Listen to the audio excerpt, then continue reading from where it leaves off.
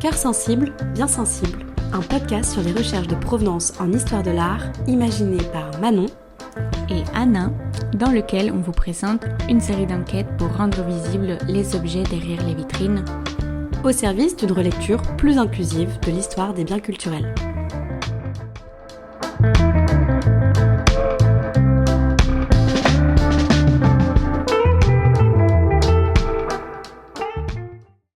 Bonjour à tous et bienvenue dans un nouvel épisode de Cœur sensible, bien sensible. Aujourd'hui, on introduit un tout nouveau format qui nous tient particulièrement à cœur, celui des conversations. Pour cette première édition, on reçoit notre ami Paul. Paul, on l'a rencontré pendant nos études à l'école du Louvre. Le mémoire qu'il a écrit en M2 s'intitule « Le destin des œuvres chinoises prises lors de la seconde campagne de Chine, 1856-1860, le cas spécifique du musée de l'armée ». Installez-vous confortablement pour cet épisode dans lequel on va discuter avec Paul de la traçabilité des objets chinois des collections du musée de l'armée, acquis dans le contexte des campagnes militaires françaises en Chine.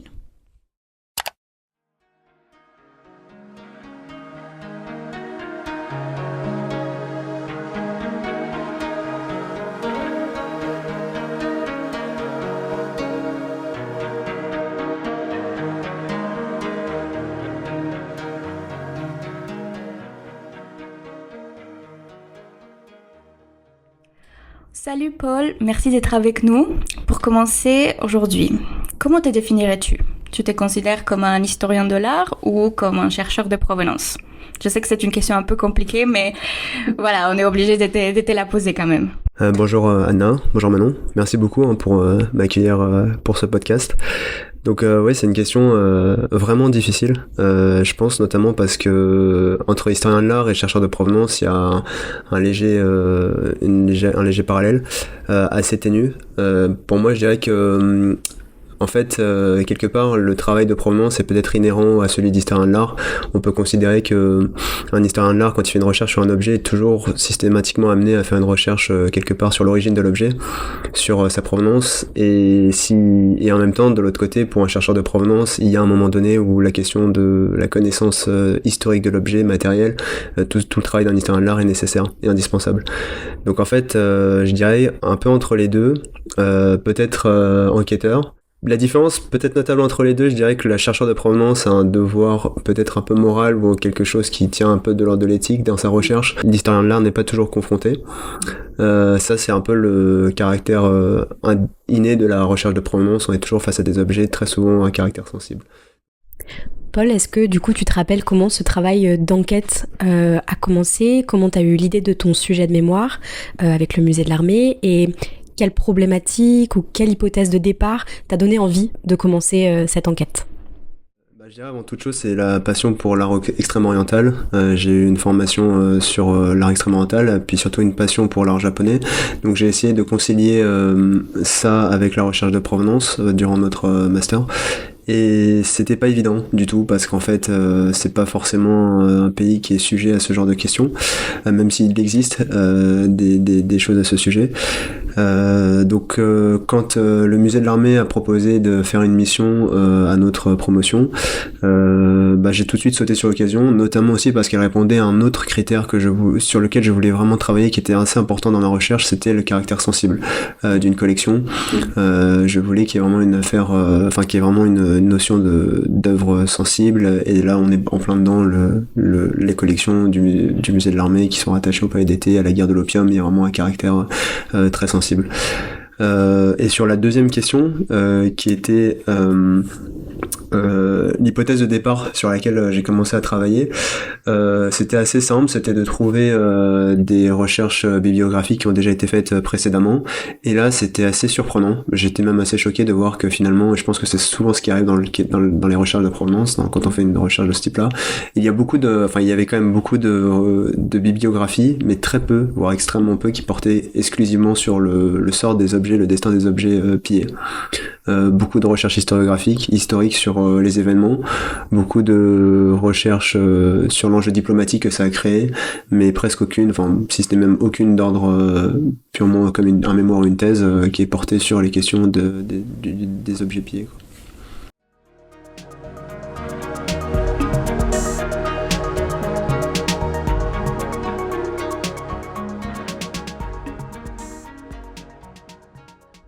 Quand on travaille sur des collections muséales, et c'est mon cas aussi dans mes propres recherches, il arrive qu'on développe des relations assez particulières avec certains objets. Et du coup, une question qu'on avait très envie de te poser, c'est de savoir et de connaître un petit peu ton ressenti et de savoir si un objet t'a particulièrement intéressé ou est-ce que tu as redécouvert un objet qui t'avait pas semblé si important que ça au début de ta recherche. Est-ce que tu aurais un objet ou un parcours, une histoire en tête à nous raconter ? Alors oui, en fait, il y en a quelques-uns, au moins deux, que j'ai en tête. Ce qui est un peu particulier avec le musée de l'Armée, c'est qu'on n'est pas tout à fait sur des objets d'art au sens classique du terme, c'est pas des objets de beaux-arts, c'est quand même, ça reste avant tout des armes, des objets qui ont une fonction initialement militaire. Donc j'étais assez peu habitué à ce type d'objet. Mais j'ai su, en consultant beaucoup de recherches, en faisant des recherches sur les formes, les fonctions, l'histoire de ces armes, apprendre un peu comment ça fonctionnait. Donc il y a effectivement deux objets. Un que j'ai cité brièvement dans ma recherche, qui est un objet très intéressant en fait. C'est un long fusil à mèche qui a été retrouvé dans les collections du musée, dans les réserves du musée de l'armée à Satory, donc en banlieue parisienne. Et il faut s'imaginer que ce fusil, qui est un fusil qui doit faire à peu près un peu plus d'1 mètre, c'est assez grand, un long fusil à mèche, ouais, était complètement entreposé parmi des centaines d'autres fusils de tout type, de toute destination, et il y avait marqué dessus, alors je me rappelle plus exactement de l'étiquette, mais c'était quelque chose comme œuvre d'Orient, enfin c'était assez énigmatique. Et ce fusil, après avoir fait un peu de recherche dessus, en fait on s'est rendu compte que c'était un fusil qui avait été offert par l'empereur Jiang Hun à son fils, le futur empereur Daogong, donc qui est en fait le petit-fils du très célèbre empereur Qianlong. Et donc en fait c'est un fusil qui était potentiellement au palais d'été, qui n'avait pas été du tout mentionné comme ça dans le premier catalogue rédigé à la suite, au sein du musée de l'artillerie à la suite des conquêtes, lorsque les œuvres avaient été déposées au musée de l'armée. Il avait été juste indiqué comme un canon taillé à 5 pans au tonnerre, une crosse courbe et très courte percée pour recevoir la bretelle, donc juste une analyse complètement matérielle, mais pas du tout sur son origine ou sur sa qualité même esthétique, parce qu'en fait c'est un très beau fusil. Et ce qui a un peu permis de le définir, enfin d'avoir ce sentiment-là, c'est quand on a observé déjà les caractères qui étaient présents sur la crosse, et ensuite il y avait une bretelle avec de couleur jaune, ce qui en général est rattaché à la cour impériale chinoise, et aussi même sa qualité esthétique qui était assez semblable à un autre fusil assez célèbre du musée de l'armée, qui est le fusil de l'empereur Kanri, qui lui aussi avait été retrouvé au palais d'été. Donc en fait, ce fusil, on l'a ensuite, après avoir pris des photos des caractères chinois, on les a fait traduire auprès de la conservatrice Hélène Gasquel au musée Guimet, qui nous a rapidement donné une réponse sur le contenu de ces caractères. Et en fait, ce fusil avait été donné à l'empereur Dingong, à l'époque où il était encore prince, donc il était assez jeune, par son père Sheng Hing, en récompense de son acte de bravoure lors de la révolte des 8 trigrammes de 1813. Donc en fait, c'était un fusil qui était complètement perdu dans des réserves. Les réserves de Satory, enfin encore une fois je vous dis c'est gigantesque, il y a énormément de fusils entreposés, et qui était en fait un fusil rattaché au palais d'été, et le corpus des œuvres rattachées au palais d'été, il y en a pas tant que ça au musée de l'armée, il y en a une trentaine, donc c'était un fusil assez important. Et l'autre œuvre, alors ça c'est plus on va dire ma prouesse personnelle, et j'en suis un peu fier, c'est un sabre qui était considéré pour être chinois, un sabre, un cimeterre précisément, c'est un sabre avec une lame un peu courbée, qui en fait en faisant l'analyse de son style et en même temps des caractères, il s'avère qu'il soit plutôt japonais. Et c'est aussi un autre problème avec les œuvres de la Seconde Guerre de l'Opium et du Palais d'été en particulier, c'est qu'on a des œuvres chinoises et des œuvres japonaises. Oh, c'est super intéressant. Tu sais que dans notre petit podcast, on a pris l'initiative de commencer par parler justement des objets pour les visibiliser et qu'ils ne se perdent pas un peu dans les spectrums gigantesques de la recherche de provenance. Mais est-ce que ça a été ta démarche à toi ? T'as commencé par délimiter un corpus spécifique d'objets, ou tu as procédé différemment? Si oui, t'as eu des critères que t'as choisis pour étudier ces objets? Alors oui, c'est vrai que par rapport à la collection du musée de l'armée, il y avait des provenances assez différentes, donc il a fallu délimiter un corpus d'objets. J'ai procédé, on va dire, de manière un peu de crescendo, c'est-à-dire que j'ai commencé par délimiter les objets qui étaient a priori rattachés au palais d'été, qui étaient les plus évidents, ensuite les objets qui renvoyaient à la campagne, donc la Seconde Guerre de l'Opium dans le cas de la France, Donc là, il y avait un nombre d'objets beaucoup plus conséquent. Et enfin, à la fin, sur les objets qui étaient chinois et qui étaient sensiblement de la même époque. Alors là, c'était plutôt les donations, mais aussi les legs ou les dépôts d'autres musées. Donc c'était assez crescendo, c'était du plus évident, on va dire, au moins évident. Donc pour délimiter ton corpus et pour étudier les modalités d'acquisition de ces objets, tu as utilisé évidemment la documentation du musée de l'armée, les journaux d'entrée, les inventaires, mais tu es également allé chercher d'autres éléments documentaires, notamment au service historique de la Défense, afin de recueillir des correspondances, des témoignages d'acteurs des expéditions en Chine. Tu as utilisé notamment des lettres, qui sont toujours des documents partiels et partials, mais quel type de renseignements ont-elles pu t'apporter? Comment tu les as utilisées? Merci oui pour la question. En fait, c'est vrai que c'est quelque chose de très complexe, les archives, dans la mesure où, et dans ce cas de figure, encore plus complexe parce qu'on a affaire à des archives militaires.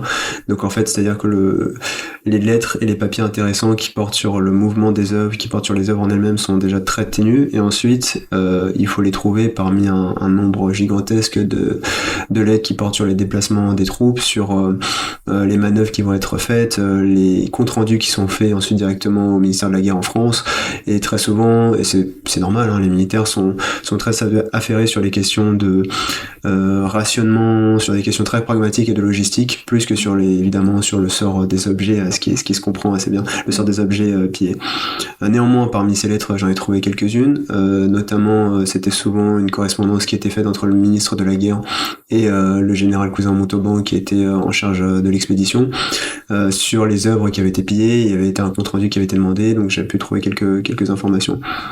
Le type de renseignement que ce genre de lettre apporte, très souvent dans la recherche de provenance, ça a tendance à déjà c'est un petit confort quand même de trouver des lettres des témoignages historiques d'une recherche que tu entreprends, d'avoir une vraie visibilité concrète. Et ensuite ça permet d'apporter des éléments différents aussi à l'enquête que tu mènes, notamment sur l'intérêt. Par exemple, moi, ce qui m'a le plus choqué, c'était l'intérêt que les militaires à l'époque avaient sur ce type d'objet, qui était vraiment anecdotique. En fait, c'est assez contradictoire. Il y a à la fois un intérêt important parce qu'ils veulent représenter le pouvoir de l'armée française, mais les objets en eux-mêmes, et je pense qu'on parlera peut-être de ça plus tard, mais les objets en eux-mêmes n'ont pas vraiment de valeur concrète. C'est vraiment leur valeur symbolique de la puissance de l'armée française qui est visible à travers cette prise. Donc c'était plutôt, oui, c'est ça, c'est la manière dont est perçu ces objets-là à l'époque par l'armée française qui est très, très passionnant à suivre. Tu as également épluché la quasi-totalité des catalogues des ventes aux enchères relatives à des objets chinois entre 1861 et 1870, disponibles à l'INACHA. T'as pu déduire quoi à propos de ça? Il a été possible de reconstituer les parcours de certains objets à partir de ces données? Oui, à l'Institut national d'histoire de l'art, c'est vrai que il y a une grande partie des ventes aux enchères qui sont consultables sur microfilm. Et ce qui est intéressant, c'est de voir l'effervescence totale qu'il y a autour de ces objets une fois une fois que ces objets reviennent sur le territoire français. On a des ventes massives, des centaines d'objets qui sont vendus à la chaîne. Et il y a en fait vraiment un effet de mode autour de ces objets qui viennent un peu supplanter un marché de l'art je dirais pas qu'il était déjà un peu construit, mais il y a vraiment un effet de nouveauté avec ces objets-là. Et concernant en fait la possibilité de reconstituer le parcours de certains objets, c'est un peu compliqué dans la mesure où les armes dans les ventes aux enchères à cette époque-là étaient vendues en lot et étaient très souvent mal indiquées. C'est-à-dire qu'on retrouve souvent une mention à la fin de ces ventes, objets divers, et là on voit armes avec un S, point. C'est-à-dire ou armes chinoises, quoi. Point. Donc on a très peu de visibilité sur ce type d'objets qui sont pas forcément des objets des beaux-arts, donc qui intéressent moins les personnes. Et donc c'était pas toujours évident. Néanmoins, on a pu c'est pas moi qui l'ai déduit, hein, mais il y a une trajectoire d'un objet qui est assez reconnue, c'est celle du grand album qui représente les 40 vues du palais impérial, du palais d'été, qui est conservé à la BNF. Qui est en fait une des rares représentations peintes sur soi, je crois, du palais. Et cet album, il était en fait il est mentionné dans une vente qui a lieu en février, il me semble, de 1862, qui est faite qui est proposée par le colonel Dupin, qui est un grand acteur, un acteur assez important des interventions françaises en Chine. Et donc en fait on n'a pas vraiment de lien entre les deux, c'est-à-dire que la trajectoire, moi j'ai pas pu la définir parce qu'en même temps c'était pas tout à fait mon sujet, mais cette œuvre-là, c'est sûr qu'elle est passée par le marché de l'art et à un moment donné elle s'est retrouvée à la Bibliothèque nationale de France.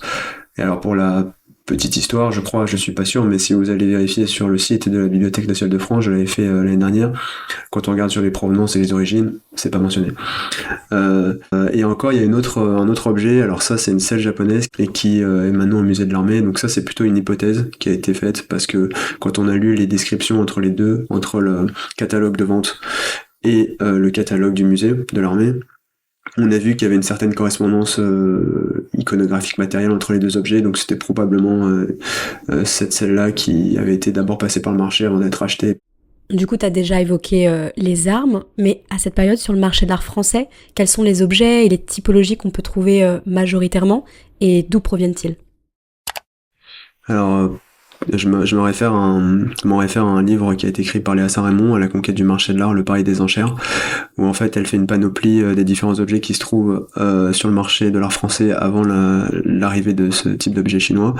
Donc elle détermine qu'il y a principalement des faïences persanes, des armes persanes, des antiquités gréco-romaines et en règle générale des objets orientaux. Donc pas tout à fait des objets asiatiques. Là, elle fait plutôt une panoplie, donc pour ce qui est de l'origine et de la provenance, là c'est plutôt mon hypothèse, ma déduction. Je pense que c'est avant tout des objets qui sont rattachés soit aux conquêtes coloniales, soit aux missions archéologiques qui commencent un peu à émerger en France. Ouais, c'est super intéressant tout ça.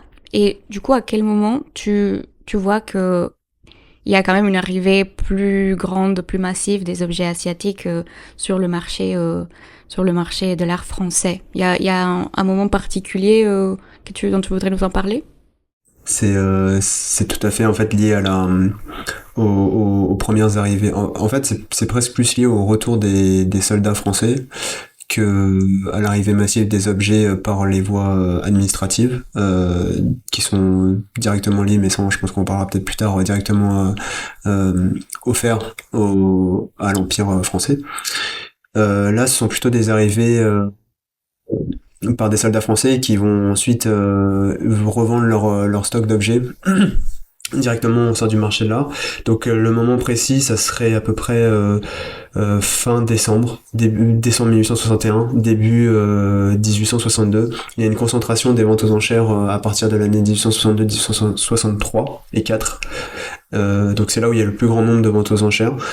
La toute première, donc je vous dis, c'est en décembre 1861, et après ça a tendance à s'amenuiser petit à petit au fur et à mesure des années, jusqu'en 1869 où il n'y en a plus qu'une, et encore ce sont des objets qui sont potentiellement pas rattachés au palais d'été et à la Seconde Guerre de l'opium, parce que c'est aussi un autre problème de ce type de vente, c'est que ce sont des ventes spectaculaires.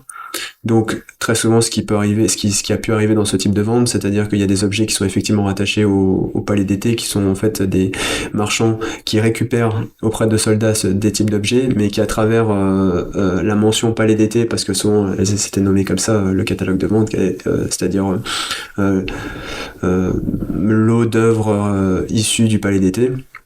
Bon, c'était pas tout à fait ça le titre, mais c'était l'idée. Et très souvent les marchands en fait ajoutent à ce type d'objet leur propre lot, leur propre marchandise. Donc en fait, il y a une sorte de mélange entre les objets des marchands et les objets qu'ils ont pu acheter ensuite auprès des soldats une fois le retour des campagnes de ces soldats après les campagnes de Chine. Donc très compliqué de définir précisément dans ces ventes aux enchères quels sont les objets rattachés exclusivement à la Seconde Guerre de l'opium et encore plus au palais d'été. Et dans tous les cas, ce qui est assez incroyable, c'est aussi de voir que à ce moment-là, il y a beaucoup d'objets qui disparaissent finalement de la visibilité, enfin qui rentrent entre des mains d'acquéreurs privés et on ne les revoit plus jamais. Et souvent des objets assez spectaculaires qui parfois après reviennent des décennies plus tard, comme ça c'est encore une autre histoire, mais comme en 2009 la collection Pierre Berger qui avait été qui avait fait un grand scandale.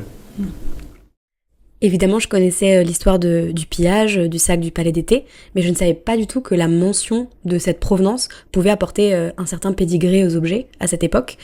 Du coup, la question que j'ai envie de te poser, c'est qu'est-ce qu'il a de particulier, ce palais, et ce sac, qu'est-ce qu'il a de si singulier? Oui, en fait, il est très très particulier, ce palais, dans l'imaginaire collectif. En fait, il faut s'imaginer que l'Extrême-Orient, l'Asie de manière générale, à cette époque-là, pour les Français, l'Empire français, c'est un peu une grande inconnue. C'est-à-dire qu'on connaît plutôt bien l'Afrique, on commence à connaître plutôt bien l'Afrique, l'Amérique du Sud, l'Amérique du Nord, peut-être pas si bien que ça, mais l'Orient, c'est à peu près, enfin ça commence à être assez connu, mais l'Asie, c'est vraiment un lieu qui est très très mal connu des Européens et particulièrement de l'Empire français. Donc pour vous donner un peu un ordre d'idée, j'ai trouvé quelques citations qui vous donnent un peu l'image de la manière dont l'imaginaire collectif envisage cette expédition, qui en fait est en soi toute une étape, enfin c'est pas un schmilblick, mais c'est vraiment très compliqué de la mettre en place parce que il faut faire déplacer des troupes gigantesques avec des bateaux qui viennent à peine d'être motorisés mais dont on connaît pas très bien aussi l'efficacité à travers des chemins qui sont presque jamais empruntés. Donc c'est vraiment une expédition assez complexe et assez difficile, très coûteuse et assez décriée aussi auprès de la presse. Pour le coût qu'elle représente et l'efficacité qu'elle incarne. Donc je vous donne quelques citations. Par exemple, on a c'est une expédition vraiment extraordinaire qui n'a point sa pareille dans l'histoire de notre siècle et qui est inscrite dans les annales chinoises en caractère indélébile. Donc ça, c'est un diplomate français qui l'aura écrit, Charles Lavolée. On a un docteur qui appartiendra à l'expédition qui dit une expédition qui, si elle était aventureuse, avait pour elle l'éclat du merveilleux et le prestige de l'inconnu qui la rendait doublement attrayante. Donc en fait, il y a tout un aspect fantastique de l'Asie, un peu comme on trouve en Orient, mais peut-être encore plus accentué parce qu'on connaît très très mal la Chine. Et cette expédition-là est vraiment perçue comme aller vers des territoires très inconnus. Donc le palais d'été, c'est en fait un lieu qui est à peu près connu. Les gens le connaissent relativement mal, mais le connaissent parce que c'est quand même, on a entendu parler d'un palais gigantesque et magnifique à l'autre bout du monde, enfin un des palais.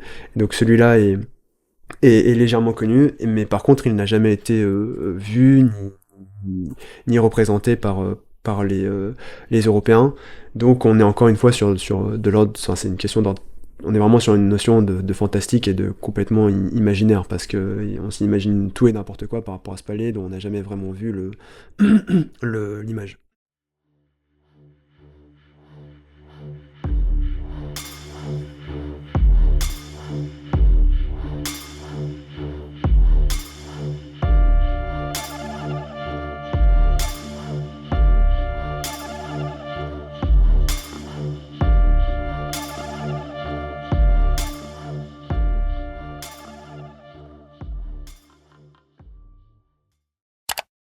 La pluridisciplinarité est l'un des enjeux principaux de la recherche des provenances. Et toi, Paul, dans tes recherches, tu as fait un premier volet plutôt historique, dans lequel tu nous as expliqué le contexte commercial et économique des échanges transculturels au XIXe siècle. Donc cette ouverture progressive de la Chine à l'Europe, bon, une ouverture un peu forcée. Mais tu fais presque aussi de l'histoire militaire. Et ça, c'est très intéressant, puisque tu reviens notamment sur les guerres de l'opium. Est-ce que tu peux nous dire quelques mots à propos de ces guerres, surtout de la seconde, que tu as particulièrement traité dans ton mémoire ? Oui, c'était assez important de revenir sur ce contexte historique, sachant qu'on parle d'armées qui vont ensuite ramener les objets majoritairement. Pour parler rapidement de la seconde guerre de l'opium, en fait, elle fait suite à la première guerre de l'opium, qui est une guerre qui met en jeu les armées anglaises, l'Empire britannique et la Chine. La France n'intervient pas dans cette première guerre de l'opium. Donc l'enjeu majeur, en fait, même aussi pendant la seconde guerre de l'opium, l'enjeu majeur c'est faire signer des traités inégalitaires. Pour l'Angleterre, c'est avant tout permettre le commerce d'opium en Chine. Donc c'est pour ça qu'on les a appelés, d'où le nom de ces guerres. Et aussi ouvrir le commerce à l'étranger. Donc ça, première guerre de l'opium qui déjà voit les armées anglaises faire signer des traités inégalitaires auprès de la Chine. Seconde guerre de l'opium, là c'est il y a une intervention aussi française. Première étape, c'est avant tout en 57-58, si je dis pas de bêtises, donc 57, c'est le moment où en fait les armées anglaises et françaises, britanniques et françaises rentrent sur le territoire chinois afin de faire signer un traité inégalitaire. Qui va amener ça, c'est l'incident qu'on appelle l'incident de Larue, qui est un bateau en fait qui va être réquisitionné par des douaniers chinois et qui transportent de l'opium. Donc les douaniers chinois qui en avaient un peu ras-le-bol décident de le perquisitionner quelque part, et ça crée en fait tout un scandale auprès du royaume britannique, qui voit là en fait une nouvelle occasion pour pouvoir faire de nouveau signer un traité inégalitaire et permettre d'accentuer leur commerce qu'ils trouvent pas assez rentable. À cela, en fait, va s'ajouter un deuxième enjeu, qui est un enjeu, on va dire, européen, qui est l'Empire anglais face à l'Empire français. L'Empire français ne souhaite pas être à la traîne sur les objectifs de conquête coloniale mondiale, et va essayer à sa manière aussi d'interférer dans le processus, en impliquant cette fois un autre scandale, qui est un scandale qui est assez vraiment très on va dire houleux. C'est le meurtre d'un missionnaire français, Chapdelaine, qui en fait est tué. Alors pourquoi houleux ? Parce que les circonstances de sa mort sont très douteuses. On va dire qu'il était, en tout cas s'il est mort, il était en train de pratiquer, il se fait tuer, il était en train de pratiquer dans un lieu qui n'était pas rattaché au protectorat français en Chine, donc il n'avait pas spécialement le droit. Donc en fait quelque part c'est vraiment un prétexte, dans les deux cas c'est un prétexte, mais là on a un prétexte d'abord économique, et dans le cas de la France un prétexte religieux. En plus de ça, on peut pas dire à ce moment-là que la France, l'Empire français, a pour objectif d'évangéliser le reste du monde. Donc c'est vraiment un prétexte secondaire, mais qui permet au moins à la France d'entrer dans le sillage de l'Empire britannique sur le territoire, en tout cas d'avoir un prétexte pour pouvoir entrer sur le territoire chinois et faire la guerre à l'Empire chinois. Donc ça, c'est les événements qui vont aboutir à premières interventions de l'armée anglaise et française sur le territoire chinois, qui va en fait être une débâcle, un échec total. Et qui va ensuite amener du coup aux événements les plus importants, ceux des années 60-61, qui sont en fait la fin de la Seconde Guerre de l'opium, où là l'armée anglaise à nouveau et l'armée française décident de revenir après avoir raté leur première signature, décident de refaire signer des traités encore moins avantageux pour l'Empire chinois, avec une armée beaucoup plus conséquente. Là il y a des grands investissements qui sont faits, et le but c'est vraiment arriver à la cité interdite devant l'empereur et lui faire signer, ou en tout cas le mettre à genoux pour lui faire signer un traité. Donc il y a vraiment une ambition extrêmement forte, pas coloniale mais de domination politique. Il y a une sorte d'exacerbation aussi de l'Empire français et britannique, qui considèrent que c'est pas possible qui comprennent même pas que l'Empire chinois puisse négocier avec eux, alors qu'ils ont toute une puissance militaire et qui s'en rendent compte au fur et à mesure. Tu as très bien décrit le caractère inégalitaire de ces traités et expliqué les ambitions françaises, mais également les enjeux du côté chinois, et notamment ce système administratif et diplomatique qui est assez caractérisé par un silence, une lenteur, qui va vraiment être un trait de ce pouvoir central de la cour Qing. C'était important pour toi d'être dans une démarche d'histoire à part égale et de comprendre les deux systèmes de pouvoir et leurs différences ? Oui, c'est vrai, en effet, comme je le disais, Anna et Manon, il y a une sorte d'exaspération et une certaine incompréhension de la part des empires européens par rapport aussi à la politique de l'Empire chinois, qui est pas du tout dans les mêmes manières de faire que les empires britanniques ou français, qui est caractérisé par une certaine lenteur et un silence qui, en fait, tient au fait que l'empereur et la cour impériale de l'Empire Qing est fondée sur une idée que c'est le centre du monde, et que tous les pays autour sont des pays vassaux. C'est un peu caricatural la manière dont je le dis, mais c'est un peu cette idée que chaque pays qui intervient dans l'Empire, qui veut intervenir avec l'Empire chinois, doit faire acte de vassalité pour pouvoir avoir une audience avec l'empereur de Chine. Et ça tient aussi même pour les pays qu'ils ne connaissent pas forcément très bien, voire pas du tout, comme les pays comme l'Empire anglais ou britannique. Donc finalement, quand ils voient arriver, débarquer ces barbares, et là c'est assez passionnant à voir aussi, là, parce qu'on est souvent, selon un point de vue, selon un regard, on voit à travers notre regard européen la manière dont à l'époque les personnes ces empires européens ont perçu les peuples des dynasties, enfin les peuples des régions étrangères de manière assez péjorative, voire parfois assez horrifique. Mais en fait, d'un autre côté, l'Empire chinois à cette même période voit aussi les Européens comme des barbares et comme des personnes qui sont là pour un peu faire le bordel. Je suis désolé de ce terme, hein, dans leur territoire, mais qui vont en fait pas rester très longtemps. Donc ça caractérise un peu aussi cette lenteur, c'est parce que pour eux c'est pas du tout un problème majeur, c'est juste des personnes qui sont là pour interférer avec leur pouvoir qui est déjà assez compliqué à tenir et qui vont bientôt partir. Donc en fait il y a une sorte de politique où on laisse toutes les demandes on leur donne parce qu'ils partiront et reviendront plus. Et c'est pour ça qu'en fait dans ce premier moment de la seconde guerre de l'opium entre 57 et 58, quand en fait les armées britanniques et françaises forcent l'effort de Daogu qui donne un passage vers la rivière Ai pour aller jusqu'à Tianjin puis ensuite pour aller jusqu'à Pékin, dès que ce passage là est fait, il leur donne, parce qu'ils considèrent, l'empire chinois, l'empereur de Chine, pardon, donne tout ce que demandent les deux empires européens, parce qu'ils considèrent que en fait, ils ont certes franchi les barrières, mais ils vont pas rester longtemps, ils vont repartir.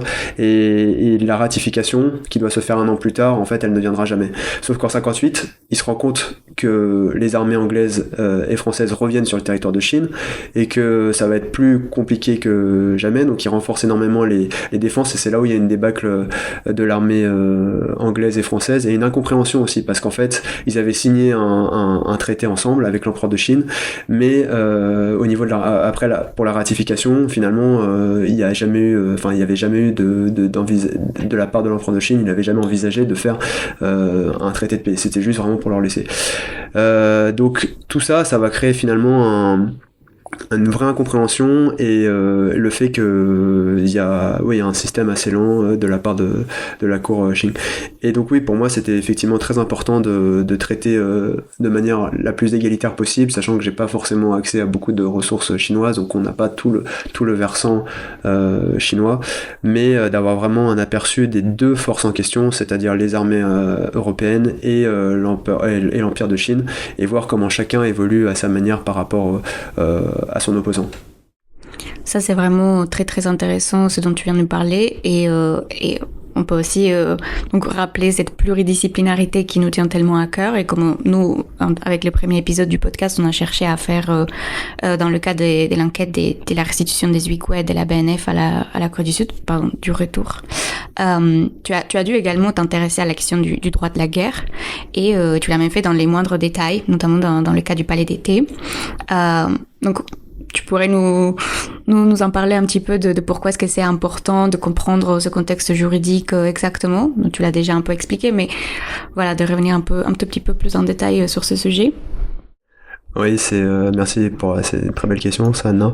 Merci. En fait, c'est vrai que le contexte juridique est très très intéressant et important parce qu'on est face à une situation où on n'est pas dans un cas de prise de guerre à proprement parler. Dans le cas du palais d'été, on fait pas suite à une guerre qui a été remportée, c'est pas les armes qui sont prises sur les soldats chinois, et en même temps on n'est pas non plus, et c'est un peu tout le caractère très très ambigu et ambivalent des secondes guerres de l'opium et de l'intervention des armées européennes en Chine, on n'est pas dans un acte de colonisation.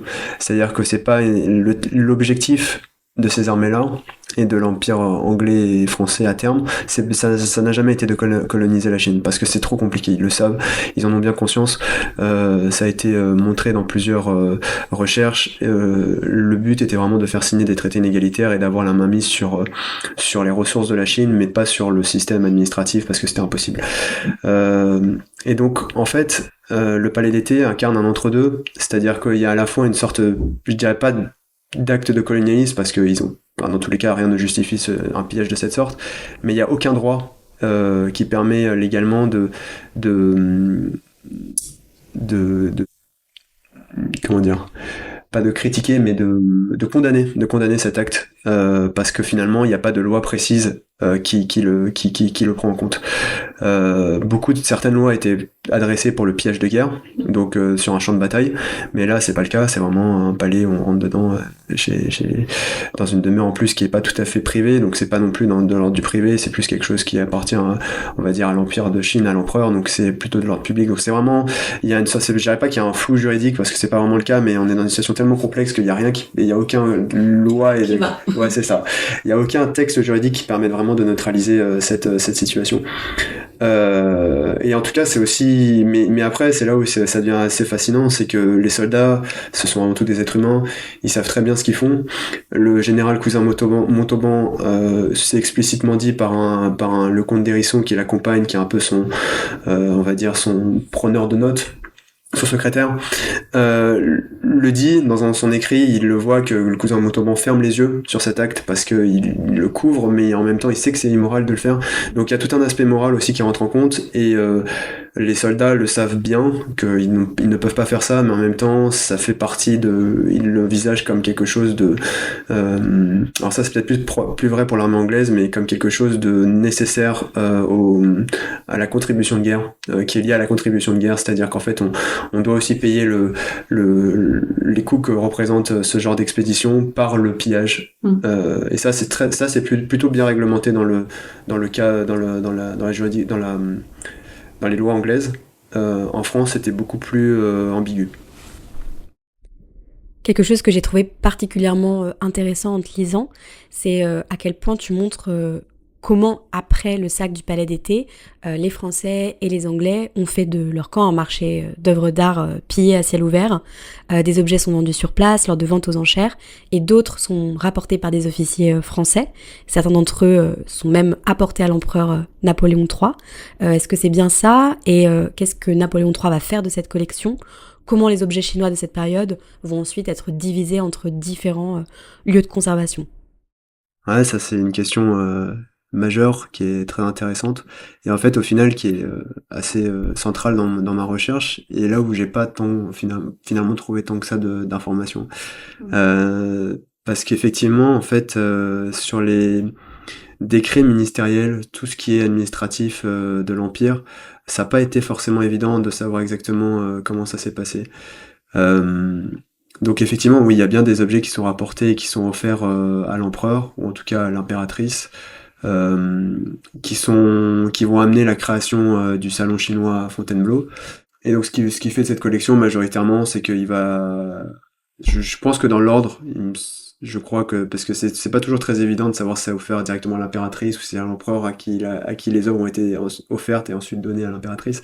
Mais bon, dans tous les cas, les œuvres vont être dans les mains de l'impératrice, et elle va les disposer les plus belles œuvres dans sa collection. Tout ce qui est armes va être directement déposé au musée de l'artillerie au fur et à mesure par l'empereur.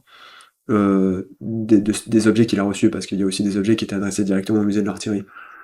Il va les donner au fur et à mesure entre 61 et 70. Et il va et en tout cas ce qui est très intéressant et ce qui va faire vraiment sensation, c'est la présentation de ces œuvres au Palais des Tuileries en 1861 ou 61, il me semble, ça doit être vers mars ou avril, où juste après les conquêtes, on dispose de manière assez triomphante tous les objets qui ont été récupérés par les armées françaises. Ensuite, les objets vont être divisés entre différents lieux de conservation. Alors, moi, je connais particulièrement le cas du musée de l'armée, donc je vous ai dit qu'il reçoit beaucoup d'œuvres. Quand on pense au musée Guimet, par exemple, je sais pas, je crois pas qu'il y ait vraiment de lien entre l'empereur et le musée Guimet, notamment parce qu'en fait, le musée Guimet sera créé plus tard, et qu'en fait, c'est avant tout la collection de Émile Guimet initialement. Je sais par exemple, ce qui est assez étonnant aussi, c'est qu'il y a eu des demandes qui ont été faites par certains musées, notamment un musée à Lyon. Donc j'étais allé voir dans les archives départementales de Lyon une demande qui avait été faite, qui était assez intéressante. C'était je crois que c'était sur une peinture sur soie chinoise qui avait été trouvée dans le Palais d'été, en fait, qui avait un lien parce que Lyon est réputé du coup pour ses industries de textile. Et la demande, en fait, faisait le lien entre les deux pour dire ça serait bien qu'on ait cette peinture en soi qui est plutôt assez belle, qui a été ramenée par un soldat qui était aussi qui était lyonnais et qui mettrait en valeur l'industrie lyonnaise grâce à cela. Donc ça, j'avais vu la demande et en fait la réponse a été très rapide et très rédhibitoire. On leur a dit non, l'empereur veut garder les objets pour lui et ça sera adressé avant tout au salon chinois de Fontainebleau. Donc oui, voilà, je pense que c'est vraiment entre ces deux institutions que la majorité des œuvres sera dispersée, Fontainebleau d'une part et le musée de l'artillerie qui deviendra par la suite le musée de l'armée. Bon, c'est très intéressant que tu nous parles du salon de l'impératrice, et puisque dans ton mémoire, tu notes qu'après 1863, les ventes aux enchères des objets d'art apportés en France par les BD, ces campagnes militaires, s'épuisent et commence alors un nouveau type de marchand collectionneur à apparaître. C'est le marchand donc d'art asiatique. Mais qu'est-ce qui, pour toi, explique que cet art d'Extrême-Orient se popularise autant à Paris notamment? Oui, c'est vrai qu'il y a à ce moment-là beaucoup de marchands d'art asiatiques qui émergent. Donc ça répond à plein de critères. Le premier, donc cette fascination pour un pays qui fascine, qui est assez idéalisé. Donc le goût de l'exotisme, qui est un peu quelque part similaire à l'Orient en termes de démarche, et donc qui explique aussi pourquoi ces objets qui sont un peu perçus comme des objets décoratifs vont avoir tendance à décorer de nombreux intérieurs et à être très privilégiés par la haute bourgeoisie, avant tout parisienne. Au début, ce sont les principaux acquéreurs sont en fait effectivement des grands bourgeois. Ce sont des œuvres qui sont assez dures qu'on trouve pas régulièrement dans le marché, donc qui sont assez dures à acheter et qui coûtent cher. À cette demande va apparaître du coup un nouveau type de marchand d'art asiatique, dont effectivement Joseph Malinet, et puis plus tardivement après Philippe Sichel et Auguste Sichel. Alors c'est surtout Philippe qui sera concentré sur les questions d'art japonais et chinois. Et moi j'aime particulièrement ce marchand d'art parce qu'en fait il a écrit aussi sur ses voyages au Japon et en Chine. Et à travers ça, je l'ai cité dans mon mémoire, à travers son ouvrage par exemple, on voit toute la difficulté et on voit aussi un peu, je dirais pas l'ignorance parce que c'est des grands érudits, ils connaissent très bien l'art asiatique, mais on voit toute la difficulté auxquelles ils sont confrontés quand ils sont face à des objets chinois ou japonais, dans la manière de savoir s'ils sont chinois ou japonais. C'est-à-dire que il y a vraiment parfois une hésitation entre les deux et une difficulté. Et c'est peut-être aussi ce qui va caractériser le Manuel Charpy, donc qui a beaucoup travaillé sur ces questions de marchands et de parisiens, montre par exemple qu'à ce moment-là, il y a aussi une évolution dans la manière de présenter. Il parle avant de bric-à-brac, c'est-à-dire en fait où les galeries sont des lieux où on trouve des objets disposés de manière un peu pas aléatoire mais très très diverse dans tous les sens, où l'idée un peu est de faire ressurgir le côté exotique. Par rapport à ces nouveaux vendeurs, il y aura peut-être plus on est un peu dans la même logique, mais il y a quand même plus un regard porté sur la belle céramique qui est posée en avant. Donc je dirais qu'en fait on a aussi les premiers débuts de ce qu'on peut définir comme un bel art asiatique, dans la notion classique, c'est-à-dire vraiment avoir des objets de beaux-arts. C'est très intéressant cette idée de bric-à-brac qui va petit à petit se focaliser et s'intéresser à cette notion du bel objet, de l'objet esthétique et décoratif. Et c'est quelque chose qu'on retrouve beaucoup dans les expositions universelles dans les grandes villes en France. Donc c'est mon sujet de recherche et c'est pour ça que j'avais envie d'en discuter avec toi. Mais on remarque à partir des années 70, donc 1870-1880, une très forte esthétisation des objets chinois. À Bordeaux, donc qui a été mon principal objet de recherche l'année dernière, les commentateurs des expositions utilisent toujours systématiquement des adjectifs superlatifs et mélioratifs qui sont relatifs à la beauté pour qualifier les objets chinois, ce qui n'est pas le cas pour tous les objets étrangers qui sont exposés dans les sections coloniales et ethnographiques des expositions universelles. Donc à Bordeaux, on trouve dans les brochures des expressions telles qu'un joli échiquier chinois en lac, une superbe pagode en lac de Chine, un splendide bracelet chinois en ivoire et en or, alors que les productions matérielles guyanaises, sénégalaises, qui sont exposées en parallèle des objets chinois, eh bien ces productions-là, elles sont décrites par les commentateurs avec des termes très très durs, elles sont parfois critiquées, moquées, donc c'est assez intéressant comme phénomène.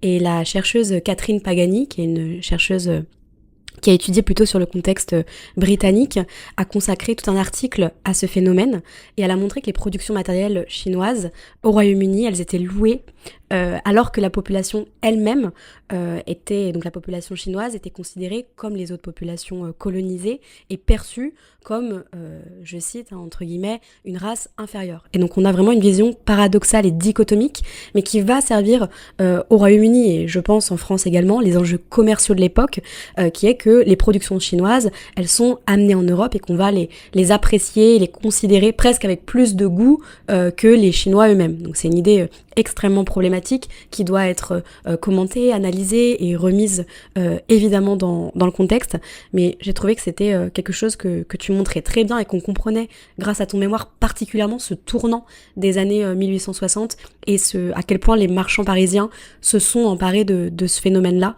qui s'est progressivement, et notamment grâce aux expositions universelles, diffusé ensuite dans les différentes grandes villes françaises. Les objets chinois dont la beauté est très appréciée, comme Manon vient de nous raconter, dans les expositions, dans les galeries, les ventes aux enchères, peuvent avoir un prix plus ou moins élevé, qui aujourd'hui serait évidemment un peu difficile d'expliquer en profondeur. Mais qu'est-ce qui pourrait justifier le prix, Paul, à ton avis, de ces objets chinois, par exemple? Il y a beaucoup de paramètres qui permettent de justifier un peu le prix de ces objets. Pour les céramiques, les porcelaines notamment, je pense qu'il y a une certaine revanche, dans le sens où la porcelaine chinoise a été dans le commerce quelque chose de très prisé, très compliqué à obtenir. Et là, le fait de pouvoir les obtenir de manière, je dirais pas plus facile, mais de manière plus démocratisé en plus grand nombre, ça crée une sorte d'effervescence. Bon, évidemment, il y a aussi la nouveauté de ces objets, parfois qui sont tout à fait hors normes par rapport aux standards et critères habituels, notamment les sels. Je pense aussi à certaines pièces d'armure qui sont des objets que, enfin, pour la plupart, beaucoup n'ont jamais vus auparavant et que il fait bien d'avoir dans son salon.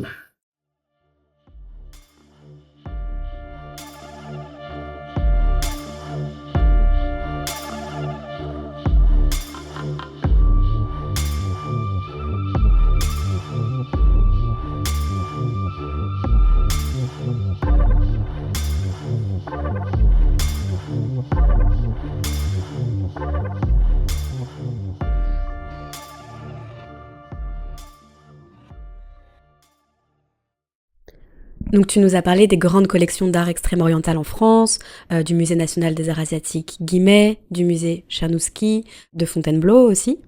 Comment toi tu décrirais les collections d'Extrême-Orient du musée de l'Armée ? Oui, en fait, c'est vrai que chaque musée a un peu sa particularité d'art asiatique, extrême-oriental de surcroît. En fait, très souvent, ils sont divisés en deux catégories, ou en tout cas, c'est comme ça que j'ai défini dans mon mémoire. Il y a des musées qui sont issus de collectionneurs et qui avaient une tendance un peu plus esthétique, décorative. Donc c'est par exemple le cas, et là on n'est plus tout à fait dans les arts chinois mais japonais, mais c'est le cas du musée d'Henry, qui en fait est un hôtel aristocratique qui appartenait à Clémence d'Henry, qui a été légué ensuite à l'État, donc et qui est resté à peu près avec la même disposition muséologique, en tout cas décorative, qui existait déjà au début du XXe siècle. Et ensuite on a des musées entre guillemets scientifiques, ou en tout cas qui ont plusieurs versions scientifiques. Donc le Musée national des arts asiatiques Guimet, donc là c'était vraiment l'étude des religions qui primait, donc une vision scientifique mais assez particulière. Et les objets étaient disposés selon cette logique-là. Et le musée Czarnowski rejoint à peu près la même idée avec l'analyse des typologies et des différentes formes d'objets à travers... c'est une étude et une évolution des formes et de la typologie des objets asiatiques. Dans le cas du musée de l'Armée, donc et ensuite on a aussi... il y a aussi le château de Fontainebleau avec le salon impérial, le salon chinois qui là pour le coup est plutôt décoratif. Il y a aussi des cas de figure où c'est plus anthropologique. Et là, dans le cas du musée de l'armée, on est plutôt sur quelque chose d'ethnographique. C'est-à-dire que la disposition qui a été choisie, en tout cas lors de leur première représentation au musée de l'artillerie, c'était au sein de la galerie ethnographique. Les objets étaient disposés de telle sorte à ce que ça soit vraiment sur une lecture ethnographique. Et j'ajouterais aussi que la particularité du musée de l'armée, c'est que le musée n'a pas un caractère tout à fait scientifique, il a aussi un caractère symbolique très fort. Donc à cette vision ethnologique, il y a aussi une valeur symbolique derrière, qui est que on va représenter les armées françaises, la puissance militaire française à travers ces objets. Et donc il y a cette double casquette en fait qui est propre au musée de l'armée, qui en fait le rend assez complexe à définir. Tu as mentionné en parlant du changement de regard qui s'est opéré pour les cultures, les civilisations asiatiques, que c'est avec l'ouverture du département Extrême-Orient au Louvre, qui marque une étape cruciale dans le processus de légitimation de l'art d'Extrême-Orient en tant que patrimoine à part entière. Et est-ce que cela, rajouté à la nouvelle discipline de l'ethnologie que tu viens d'évoquer, a fait évoluer la logique muséale en France concernant ces collections? Oui, en fait, l'ouverture du département Extrême-Orient, du département asiatique au Louvre, va quelque part, j'ai envie de dire, anoblir l'art asiatique. Comme je vous disais, en fait, au Musée national des arts asiatiques, très souvent, ce qui s'est passé auparavant, c'est que la vision était propre à une personne et selon la vision d'une collection, je veux dire, la disposition d'une collection était vraiment liée à un caractère scientifique particulier qui était très souvent le prisme, la volonté de son propriétaire. Par exemple, Émile Guimier, c'est vraiment le meilleur exemple. Les œuvres choisies, la muséologie à la base initiale est vraiment fait pour une étude des civilisations et surtout de la religion, des religions du monde. Avec l'ouverture de ce département, il va y avoir une approche où on va un peu envisager les œuvres d'art asiatiques vraiment comme des objets de beaux-arts et qui va être l'approche ensuite qui va rester dominante en règle générale.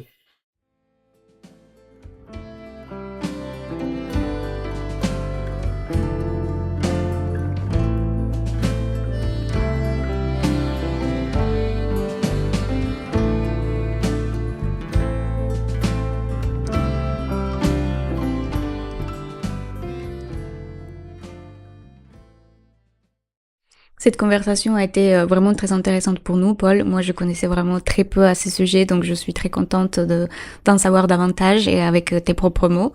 Et aussi, puisque l'un des objectifs de ce podcast, c'est de montrer à notre public combien la recherche de provenance est vaste, mais aussi comment elle peut être très spécifique pour arriver à des hypothèses sur la provenance des objets. Si tu pouvais nous dire, dans quelques mots, quels ont été les 2 ou 3 points les plus importants à la fin de cette expérience de recherche au musée de l'armée sur ces sujets spécifiques de ton mémoire, ce serait quoi? Il y a beaucoup de points. C'est aussi pour ça que c'est compliqué d'en choisir plus un qu'un autre. Mais je dirais qu'en termes ce que ça m'a appris, c'est que déjà, premièrement, la recherche de provenance, bon, on l'a entendu, mais quand on s'y confronte, on s'en rend compte assez bien, c'est quelque chose de très très long, de très très lent. Les archives, je sais que j'en ai consulté, on va dire un peu plus de la moitié de ce qui aurait été possible de consulter en France, et je parle même pas de la Chine où j'ai pas eu l'occasion de pouvoir consulter des archives.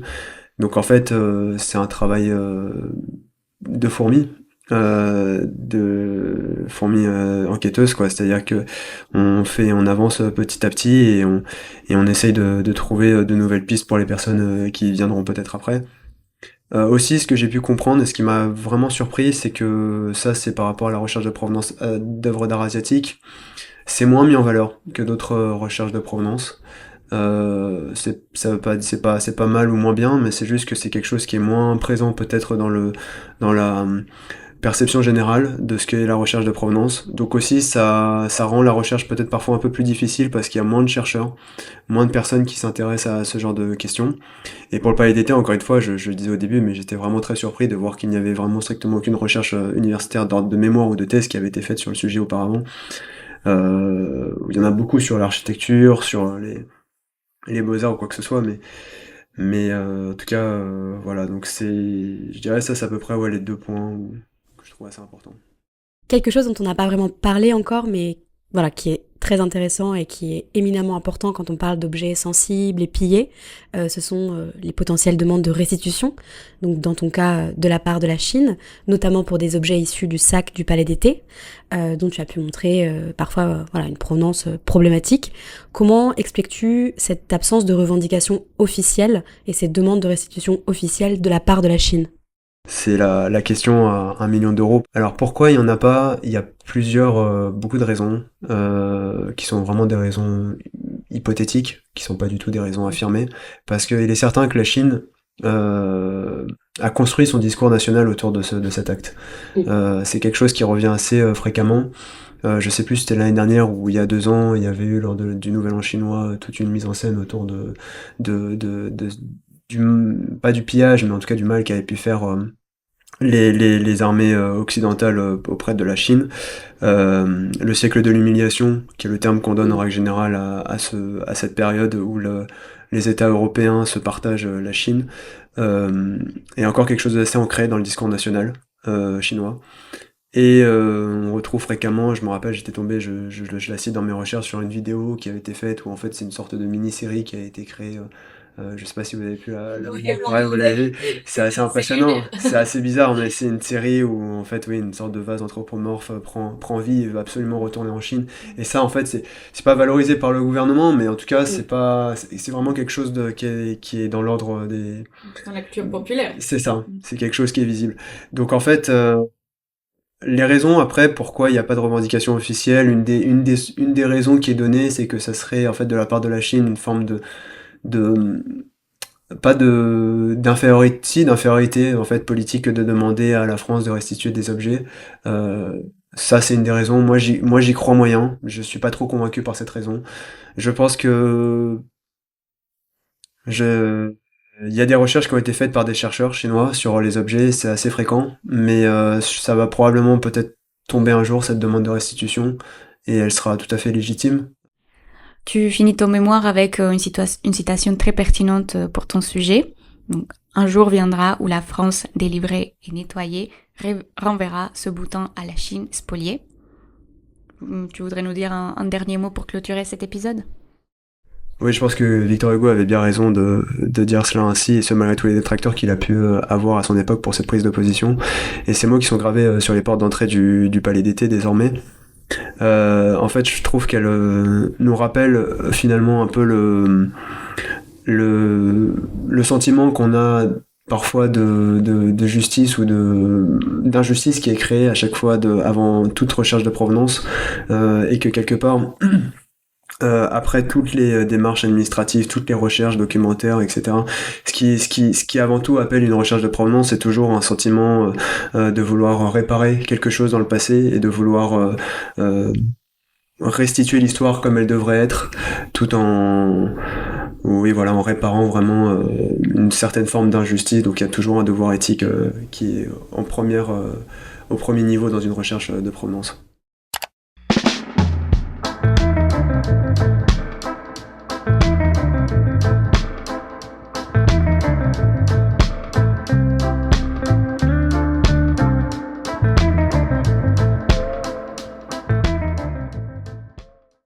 On vous remercie d'avoir écouté. On était très heureuse d'introduire ce nouveau format avec Paul, qu'on remercie d'avoir été notre premier cobaye. Comme d'habitude, on espère que cet épisode vous a plu. On attend vos retours en commentaire, ou par mail, ou sur Instagram.